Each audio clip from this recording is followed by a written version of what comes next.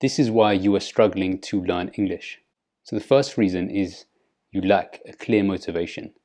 You don't really know what the reward is for your hard work. Why are you putting all this effort into learning English? What's the point? You could be doing much more with your time. Maybe you don't even need to know English. Now that might sound ridiculous, but it's true. Maybe you need to stop. Ask yourself why you are learning the language. Write it down.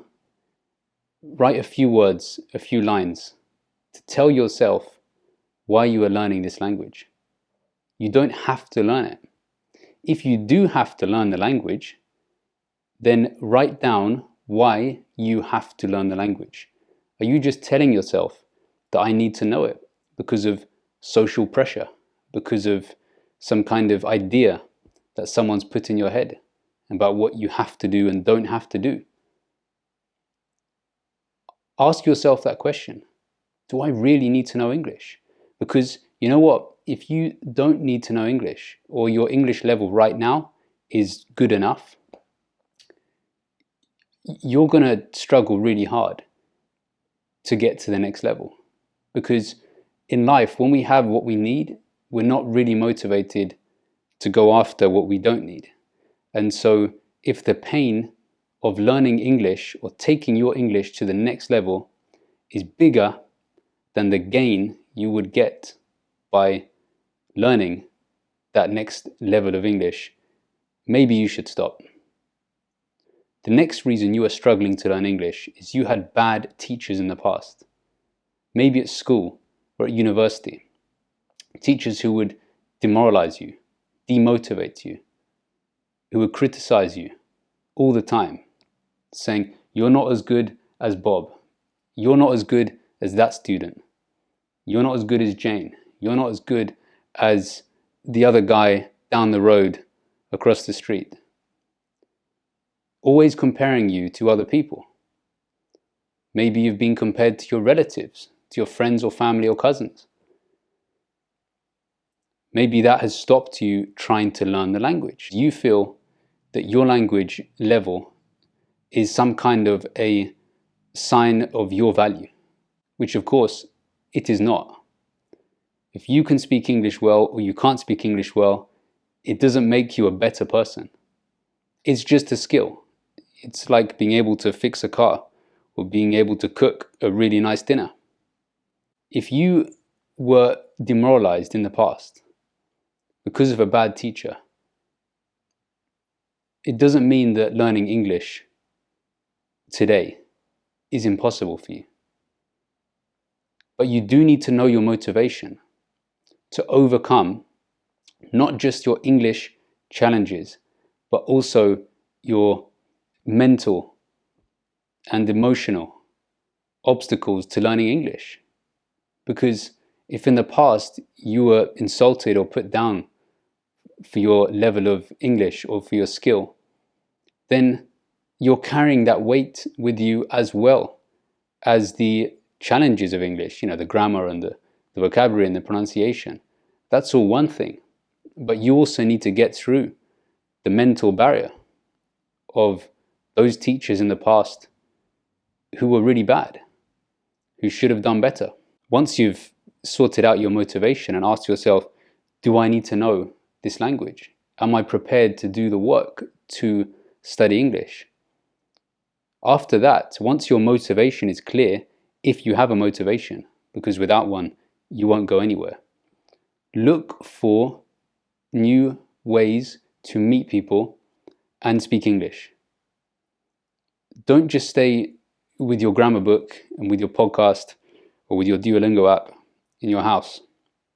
Go out and find groups. You can find groups on the internet, places where people meet to practice their English. Whether they're natives or not, doesn't matter. There's a lot of good speakers of English who are not natives. Go out there and find people who will encourage you, inspire you, and motivate you to take your English to the next level, to meet your original reason for learning English. The third reason you are struggling to learn English is that you don't know where to begin. Where do you start? Okay, so you've got your motivation is clear and you've decided to learn English, and you're fighting against the negative voices from the past. But where do you start now? I would suggest to you to watch this video, which I made recently on the 12 different ways that you can learn English. I'm sure there are more, but that's a good place to start, because maybe some of those ways will be more suited to you now in your new phase of life. Maybe in the past, your bad teacher just threw a grammar book at you and said, do page 59, do page 107, and don't complain to me. They would say, just do what you're told. Just study the book. The answers are at the back. If that's what's happened to you, then realize that there are a lot of other ways of learning the language. And whoever failed to teach you properly was not representing the richness and the interest of the language as best as they could have. So look at that list of ways I created, and I'm sure there are more ways out there. If you have some interesting ways to learn English and to stay motivated, please leave them in the comments below. I'm sure others would be very interested. So look through that list and ask yourself the question, what targets can I set for myself to achieve every day? What goal can I reach by the end of the day? Realistically, your situation is unique. Everyone's is different. How much free time do you have to give to this? How important is English? If English is very important for you right now for social reasons, for work reasons, maybe you've just moved to a new country, give more time to it. If it's not so important, if it's just a hobby and you're doing it for fun, well, you might do it whenever you can. Ask yourself, what target can I meet within the time that I need to give? Maybe I can do a page of a grammar book or a textbook. Maybe I can read a page of a fiction book or some other book I'm interested in reading. Maybe a biography of someone you're interested in, or you could read a page of something on the internet, maybe a blog in English. Maybe you could say to yourself, well, I don't have much time right now, but I will watch a YouTube video like this every day. Something hopefully more useful than this, what I'm telling you now about the actual language. But if you can find something that you can do to tell yourself by the end of the day, I've moved the wagon, I've moved the cart a step forwards. I'm closer to the top of the mountain than I was yesterday. Whatever that could be.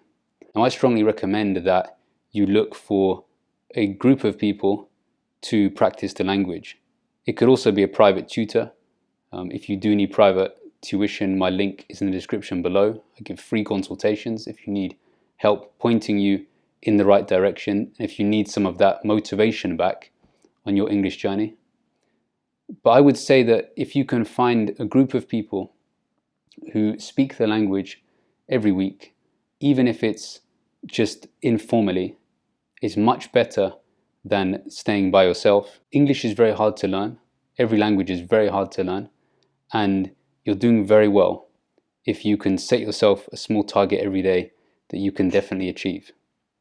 Because getting one step closer is better than one step behind. And I think bad teachers, they often put people steps back rather than keeping them in the same place. Remember that there's a lot that you can do with English, and it's a useful skill to have. If you have any suggestions for others to inspire them, motivate them to continue taking up their English practice and learn this very useful skill, please leave those comments below. If you found this video helpful, then please share it with your friends who may also be struggling to learn English. Subscribe to this channel, and I'll be back with more videos in future.